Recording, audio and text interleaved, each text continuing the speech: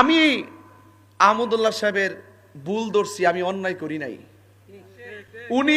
আমি ভুল ধরছি, উনি যখন চুপ, আমি বুঝতে পারছি উনি মনে ওনার ভুলটা বুঝতে পারছে।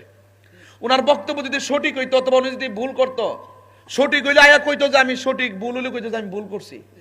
যখন সঠিক না, সঠিক হইলে তো মানুষ বুক ফোলায় কথা কয়, যেহেতু চুপ তিনি, তাহলে মনে করতেছি উনি ভুলটা যে করছে উনি গোপনে বুঝতেছে।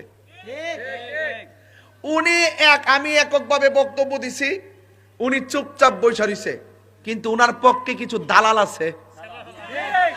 এই দালাল গুলো আইসা একবার কয় এটা প্রশ্নকারীর বক্তব্য, আর একবার কয় এটা উনার নিজের বক্তব্য, একবার কয় উনারটা ঠিকই আছে, 40 বছর আগে নবী ছিল না, আরেকবার কয় নবী দুনিয়াতে আসার পরে 40 বছর পর্যন্ত কইতো মোহাম্মদ আব্দুল্লাহর বেটা মোহাম্মদ, নবীরকে নাকি কেউ রসুল বইরা ডাক দেয় নাই, নবী কইয়া ডাক দেয় নাই, এইরকম নাকি কোনো দলিল টলিল নাই। এইভাবে চাপাবাজি শুরু করছে। এরাও শেষ পর্যন্ত